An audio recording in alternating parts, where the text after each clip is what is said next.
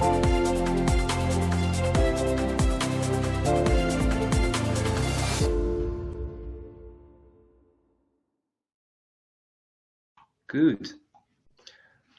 So, hello everybody. Well, let's say good morning, good afternoon, and good evening to you all. I am Etienne Lecerf, and I'm manager at Marris Consulting. And I am delighted to see that we have people from all over the world. So from New Zealand, from India, from Greece, from the US. So thank you for attending this webinar about solving conflicts when nobody can agree on a common objective. I will let Bill and Thorsteinn talk about this topic. And as you know, Bill Dettmer has written several books about the logical thinking process, well, about logical thinking and how to use it to improve the strategy and tactics of a company. He works now closely with Thorsteinn Siglaugsson. And well, Thorsteinn, you're a strategy consultant, and you have recently published a book called From Symptoms to Causes. And now you are both working together to offer coaching sessions within our online training course about the logical thinking process. And you can find several free documents on our platform. I will send you the link at the end of the webinar. I will keep quiet and let Bill and Thorsteinn present the webinar. So thank you. Okay, well, thank you. Thorsteinn, did you have something you wanted to say? Not right away. I think it's good if you just kick it off. Okay. Well, let me start by saying welcome to our first webinar. Today, I'm going to address the question of an evaporating cloud with no common objective. And I hope you'll bear with me if I have to hack and cough a little bit. I have a chronic allergy problem that causes me to have to do that periodically. As Goldratt originally conceived the evaporating cloud, he assumed that both sides in a conflict, a disagreement, or a dispute would have a common objective, even if that was no more than to see the contention resolved.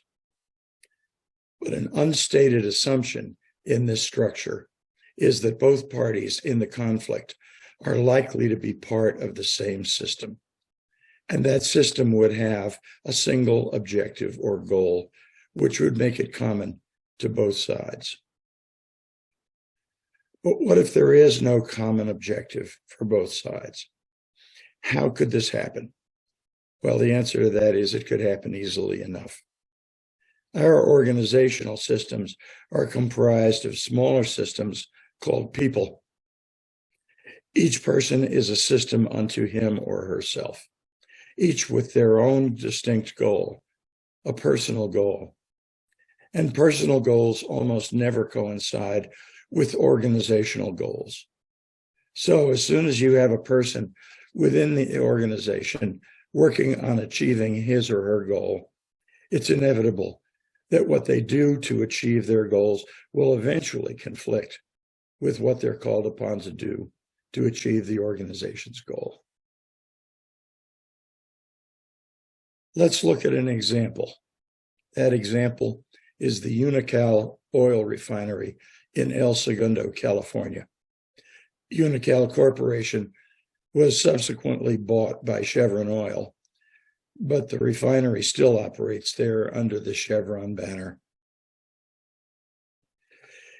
In 1995, I was teaching a master's degree class in systems management in El Segundo for the University of Southern California. Although the curriculum was a university-approved curriculum course, I had set aside 20 minutes at the end of each class meeting to introduce my students to aspects of the logical thinking process. My topic for one particular night was the evaporating cloud. After I completed my presentation, along with an example, one of my students posed a question. What do you do if the two sides in a conflict don't have a common objective? That brought me up short. I had never considered that possibility. But I was having a hard time envisioning such a situation, so I asked her for an example. My student explained that she was a chemical engineer on temporary assignment for 2 years to the job of safety officer for the entire refinery. She reported directly to the refinery operations manager. One major part of her job was to submit reports of intensive monthly safety inspections to the Occupational Safety and Health Administration, or OSHA. This was a federal agency commissioned by the U.S. Congress to oversee industrial safety all across America. As it happened, that same day she had completed the new monthly inspection, and she found 3 serious discrepancies, one of which was critical enough to lead to the temporary shutdown of the refinery until it was corrected. Her boss strongly suggested that she should not report those discrepancies and hinted that her job might be at risk if she didn't do what he suggested. This put her in a very difficult position. Besides wanting to please her boss and preserve her job security, she wanted to avoid doing something that actually was a federal crime. As time ran out on that class meeting, she and I stayed afterwards while I diagrammed her conflict as she stated it. She agreed that the conflict was report versus don't report. I asked her why she was so determined to report the discrepancies, and she said, to comply with federal law. Why did the boss not want her to report the discrepancies, I asked. Wasn't he concerned about plant safety? She replied, not as much as his prospective new job. It's common knowledge that he's in the running for the refinery manager's job with another company in the South Bay area. He doesn't want his boss to know he's contemplating moving, but he doesn't want any blemishes on his record before he gets the job offer. This gave me what I needed to fill in the blocks for the 2 different objectives, the personal objective of the boss and the company objective. Now, the tried and true approach to resolving conflict dilemmas is to separate the left side of the figure from the right side and work exclusively with the right side. It occurred to me that if all the action was going to take place to the right side of the dividing line, a common objective really wasn't indispensable as a requirement. It should still be possible to come up with injections to neutralize the conflict, replacing one or both prerequisites with some third alternative. But it was clear that there was one firm criterion for doing this. The 2 requirements could not themselves be in conflict with one another. As long as that criterion was met, a conflict with no common objective should not be insoluble. The next step in evaporating a cloud is exposing the assumptions underlying each of the arrows in the diagram. These were the assumptions that she and I came up with together. On the one side, a less than perfect inspection score will cost the manager his job offer. Second, reporting discrepancies means a less than perfect score. And third, a less than perfect score compromises a clean record. On the other side, federal law is designed to assure industrial safety. Second, accidents resulting from occupational safety and health discrepancies frequently cause personnel to be injured or killed. Third, it's a felony to falsify OSHA reports. A felony meaning you can go to jail for it. And finally, failure to report discrepancies will eventually be discovered. And finally, The report must be submitted immediately after completing the inspection. Now, the two invalid assumptions are indicated here by the red stars.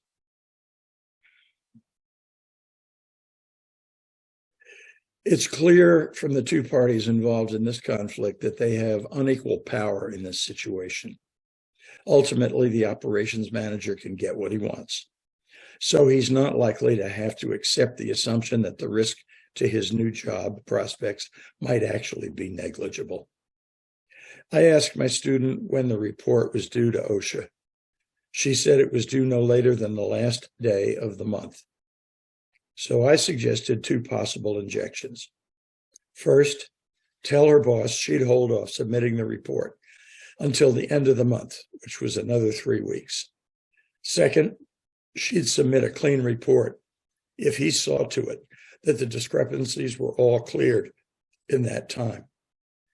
Now, this turned out to be acceptable to her boss, since all the discrepancies could be cleared in that time, even the one that required shutting down the refinery for 3 days. So the lessons I learned from this situation were three. First, an evaporating cloud can have two different objectives. Second, the requirements must not themselves be in conflict. And finally, a true necessary condition relationship is required between each element on both sides of the conflict. That is, none of the relationships can be contrived. So that's it. A conflict with no common objective is resolved. Are there any questions? Thank you, Bill. This is a very interesting presentation. I always found this case very interesting, and it would be good to have your quick comments on some of my thoughts regarding this.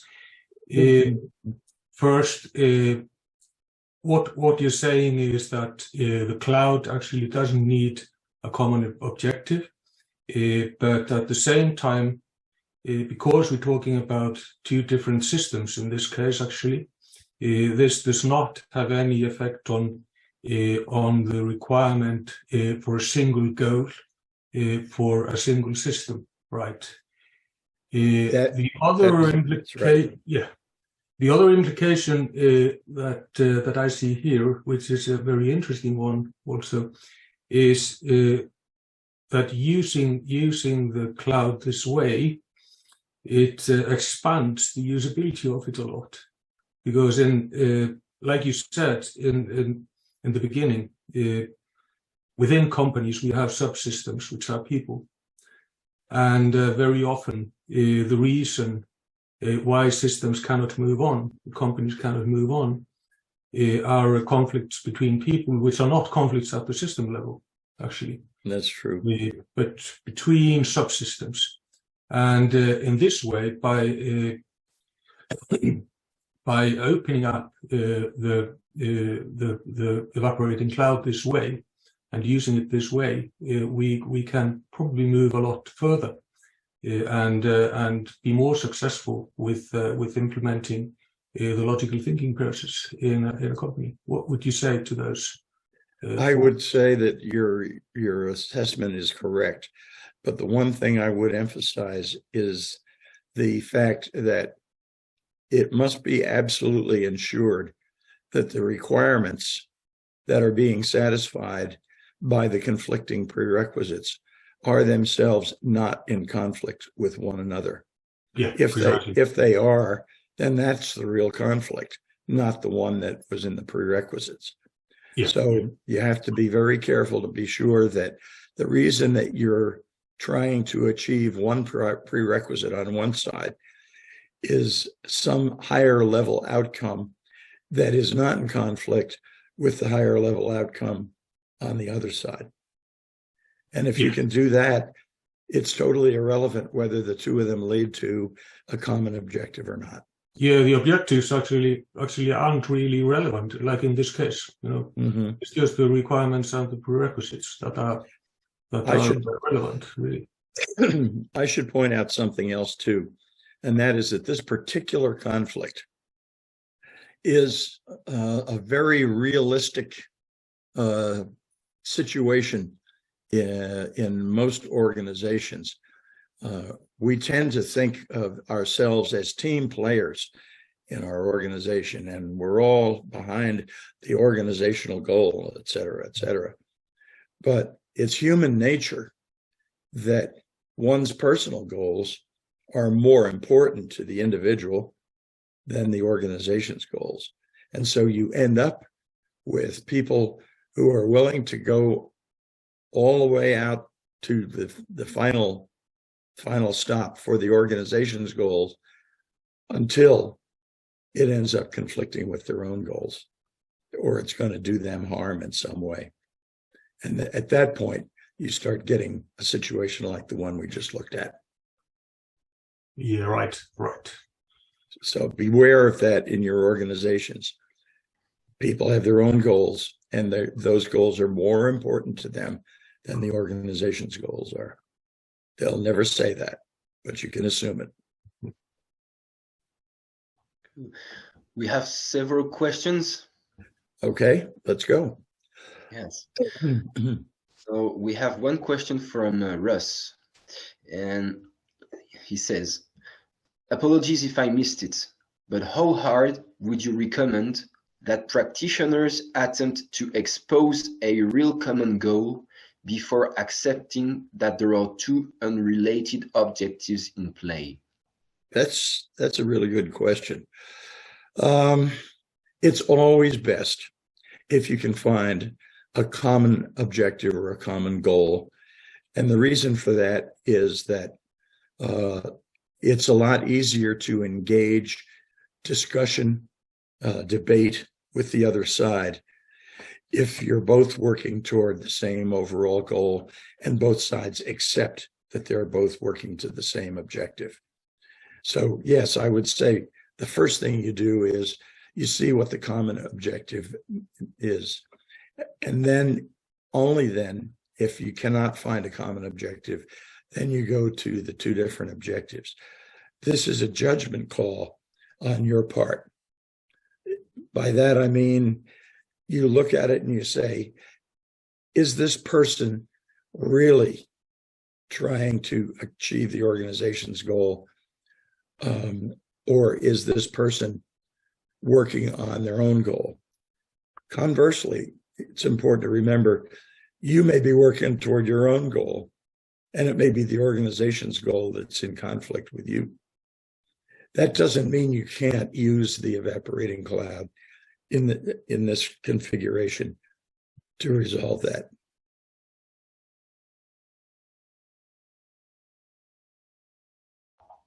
Okay, thank you. We have another question. Sure. How about conflicting objectives? Example, developing a culture of make rather than buy, and getting product manufactured as fast as possible. Not always possible with the make option. Okay.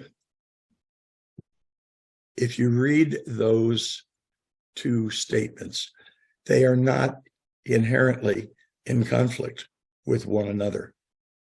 I would not say that they are in conflict just from reading them at face value.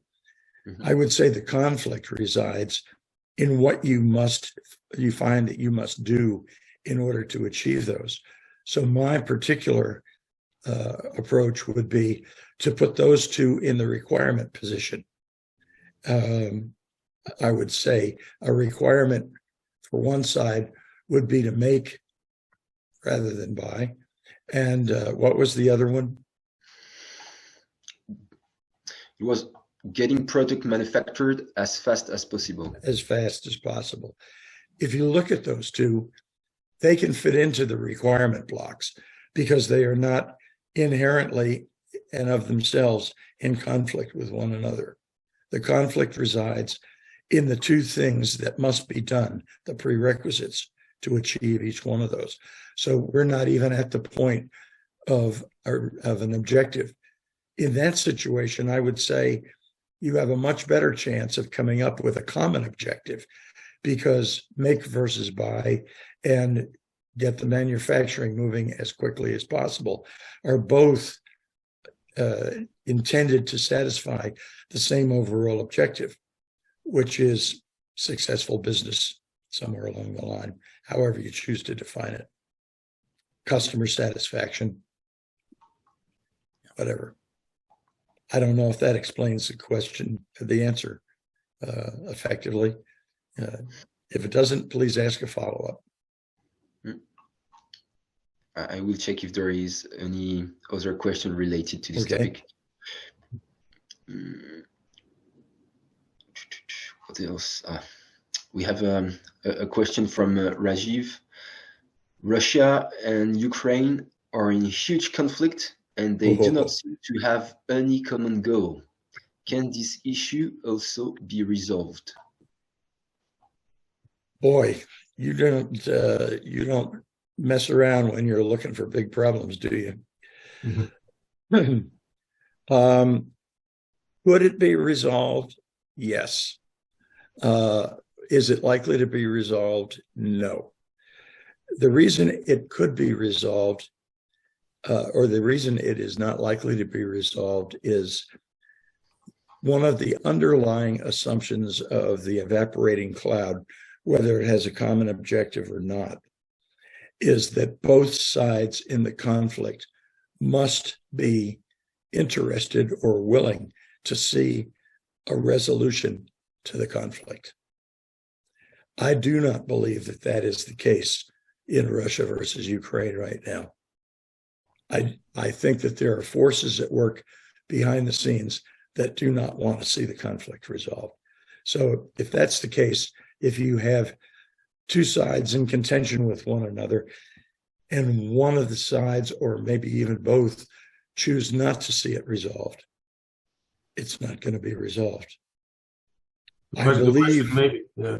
You can sit there all day, and no matter what, even if you had the conflict effectively laid out for everybody to see, you would find denial by one side or the other, whichever side was determined not to see it resolved.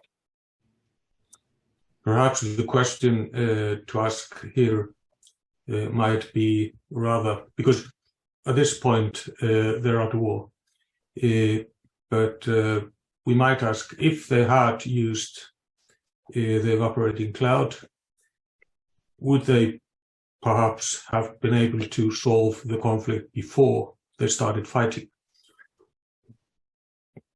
I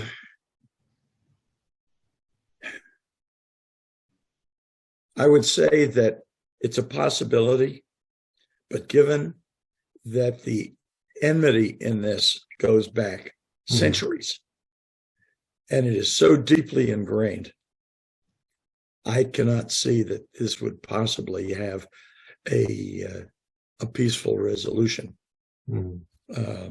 Although I have heard somewhere along the line that Mr. Zelensky early on had expressed a willingness to discuss the issue and to negotiate. And there were other forces behind the scenes that told him not to do that. I don't know how true that is. All I know is that when you get into politics, especially politics that are behind the scenes and not open for everybody to see, the evaporating cloud's utility becomes questionable at that point.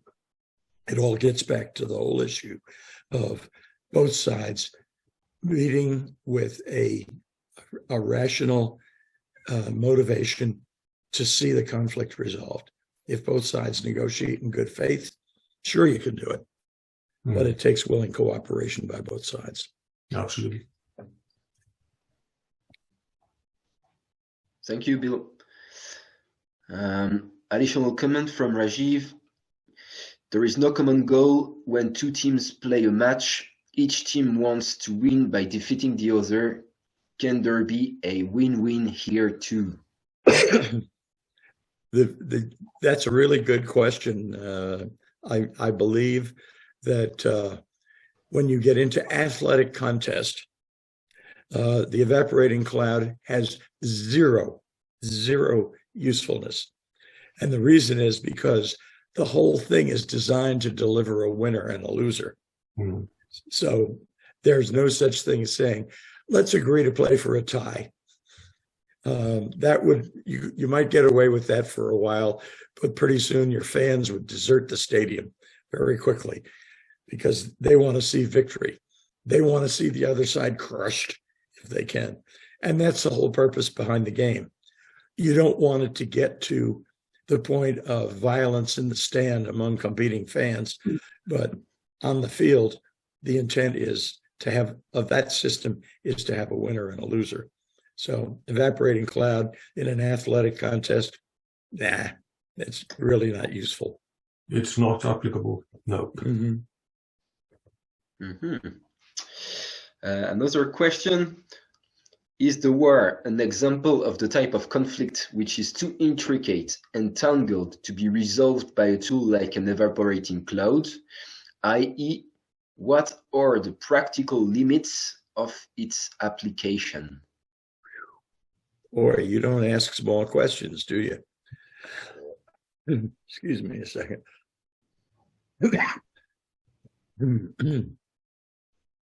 Well, the short answer is that the practical limits to the use of the tool are that both sides are interested in seeing the conflict resolved. They may have different reasons for doing so, but they both want to see it resolved.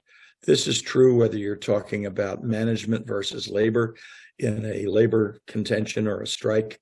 It's true when you're talking about two individuals.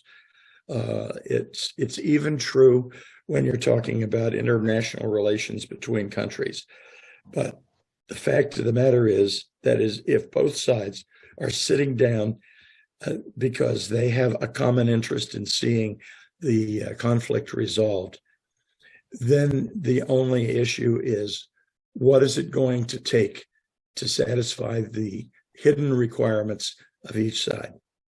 And if you can do that, then yes, you can certainly use the evaporating cloud, whether it's in an international situation or an individual situation. Yeah. But as long as there is one side that is determined to see the other side lose, there is no tool that I know of that can be used to resolve that kind of conflict. Now, here's another, we'll call it a complication. If you are the only one that knows about the evaporating cloud and how it works, and you're trying to use it to resolve the situation, you may not be in a position where you truly know what the hidden requirement of the other side is that they are trying to satisfy by demanding their position in the argument. And they may not be willing to share it with you. So you may end up having to speculate. If I were in their position, what would I be trying to achieve by demanding their side in the conflict? And if you can do that, and if it is not in conflict itself with your requirement that you're trying to satisfy, then you can still use the evaporating cloud on your own to come up with ideas that may be acceptable to the other side to resolve the conflict. Mm-hmm. It would be much handier if I had a whiteboard or something that I could actually demonstrate this on, but that's the best I can come up with in that. Mm-hmm. This is a very good point, actually, that and it should be stressed that that you can always use the evaporating cloud, and you can always use any of the tools of the logical thinking process by yourself, just provided that you have enough knowledge or plausible enough suggestions for the motive of the other side. Mm-hmm. I should point out that in business negotiations between two companies, let's say, it is typical that really accomplished negotiators, even if they're not using something like the evaporating cloud, do their very best to find out as much as possible about what is behind the negotiating position of the other side. They want to know what's the real reason they're demanding this. Mm-hmm. They may not even know that they can structure this in an evaporating cloud, but intuitively they know that their negotiating position will be stronger if they can figure out what the real reason is that the other side is demanding what they're demanding. So more information is always better than less. Yes, and Jan is asking, how do you get both sides to actually get to sit down together and understand the true requirements, as opposed to sticking with their stated position? How do you do that? That's a good question, and I don't have an answer for that, because again, the whole idea of the evaporating cloud is predicated on the idea that both sides would like to see a resolution to the dilemma. And if you are, the only thing you can do is ask them directly, are you willing to sit down and talk about this? Are you interested in seeing a resolution to this problem? Now, you're up against another difficulty there, and that is the other side may not be, but they may say, yes, sure, I'll sit down and discuss it.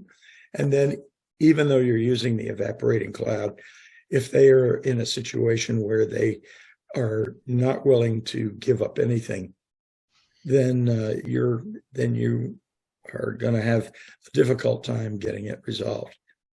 However, there still is a way around this.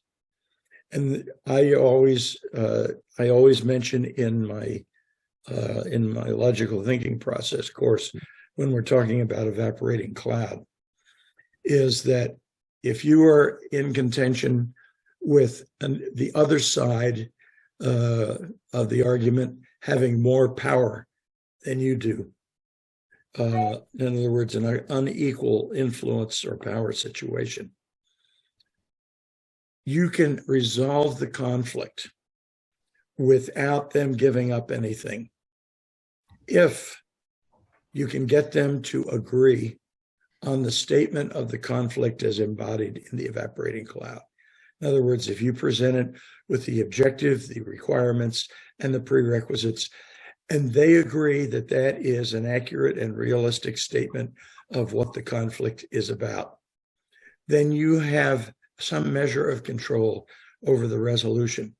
And the reason that you do, even if they won't give up anything on their side, and they have the power to insist on that, the reason that you have it is because you can give up what you are asking for, but you don't give it up for free.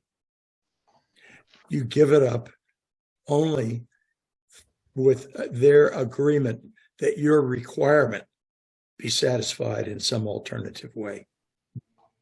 Remember, what you're trying to resolve is the two requirements, the R1 and R2, or as some people say, the B and the C positions in the evaporating cloud. That's what you're really trying to make sure gets done. And everything that happens in the prerequisite end is negotiable. If one side chooses not to negotiate on that, you can give up what you're asking for, but you can ask them, say, well, I'm willing to not contend with you on that if you'll help me satisfy my requirement in some other way that is acceptable to me. I don't know if that answers the question, but.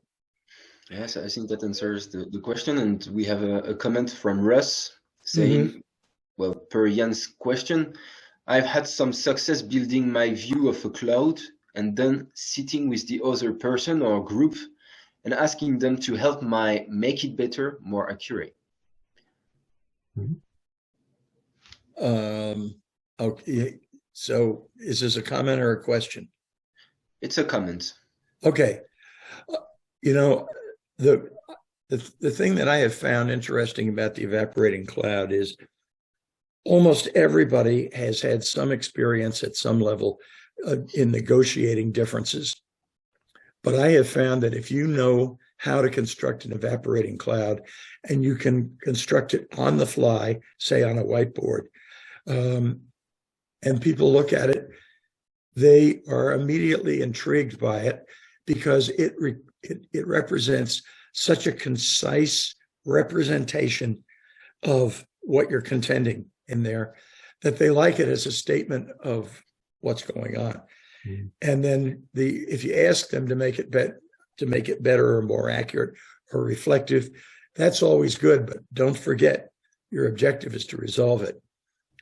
So when you get that cloud put together and both sides agree that it's a good statement, the next question that I would ask in that position is, so tell me how you think each of us could satisfy our respective requirements without having to do either prerequisite 1 or prerequisite 2. Mm-hmm. And most opponents in a discussion like this would want to negotiate away your side first, if they could. And that's fine.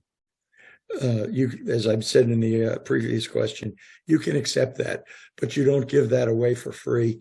You say, help me solve the solution to my requirement, and I'll let you, I won't resist what you're trying to do. That's about it. Yeah, I think this is a good comment, because it's also just to emphasize that you get the buy-in from the other person or the other group just by asking them and getting them to collaborate on constructing the cloud. So that's mm-hmm. the first step in finding a resolution in a conflict. Mm-hmm. Something else that I should mention, when you're talking about when you're discussing with the other side, let's say you've gone to the trouble of creating one of these evaporating clouds on the fly on the board. It's really important, once you get it up there, that you ask them directly the question, would you agree that the upper part of this diagram accurately reflects what you're trying to achieve? Mm-hmm. You want to get their agreement on that, because once you have the agreement that it reflects their side, then you can say, well, I would agree also that the lower part reflects my side.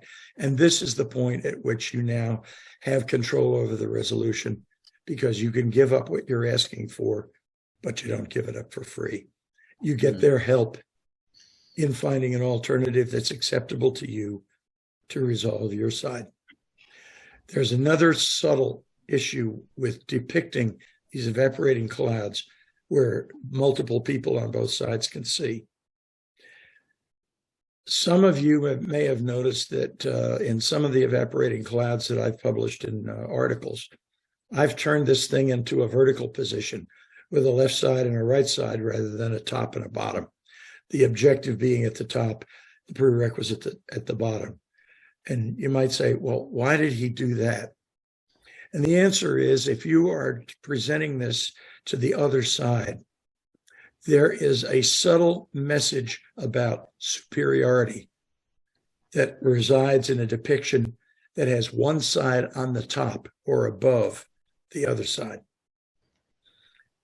They may not be aware of it, but they look at it and there's just something that they don't like. It looks like you're saying that the side on the top is more important. If you still choose to do it in a horizontal direction, then my suggestion is you put the other side's argument on the upper leg of the evaporating cloud. In other words, give them what appears to be the superior position. The resolution of conflict is very much it's a technique. It's not a mechanical procedure, and you want every advantage that you can get to be working on your side.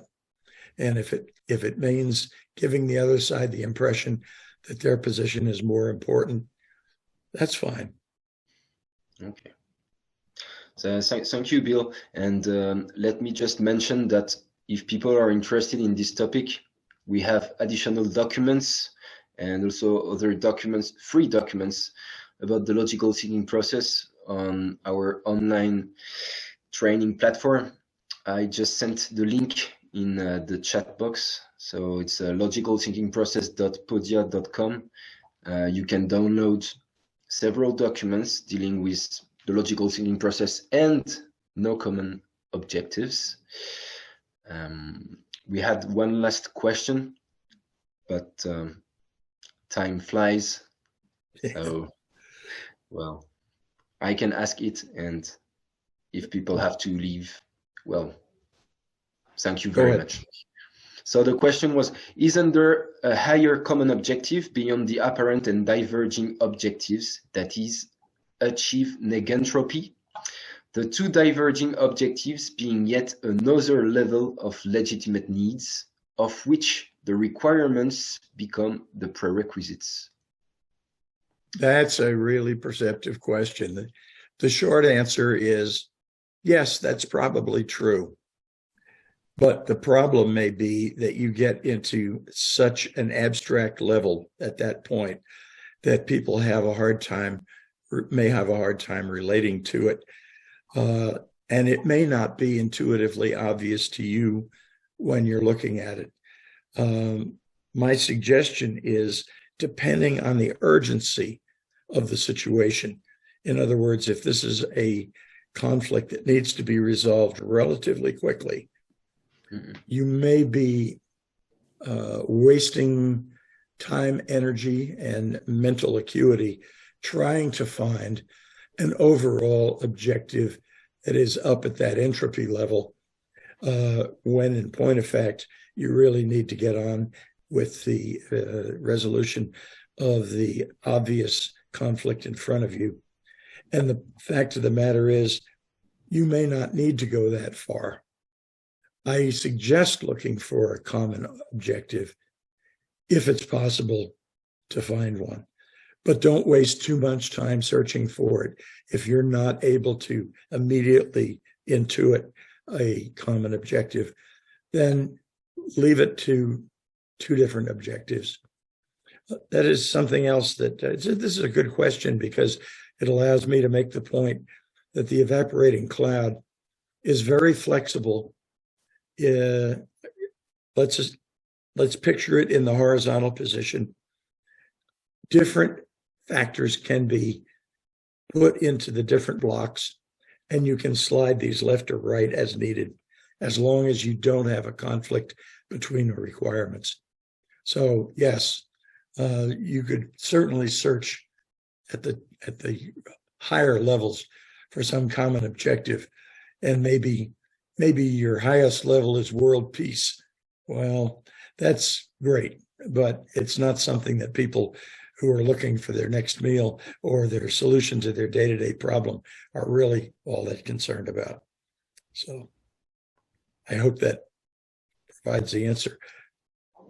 Yes, I think it does. So thank you very much, Bill. Thank you very much, Thorsteinn, for your time. And well, if people are interested in additional content, I mentioned our platform. If they want to be trained by Bill and Thorsteinn, well, they can sign up for our online course. All right. Thank you very much. Thank you for tuning in today. Thank you very much. Goodbye, everybody.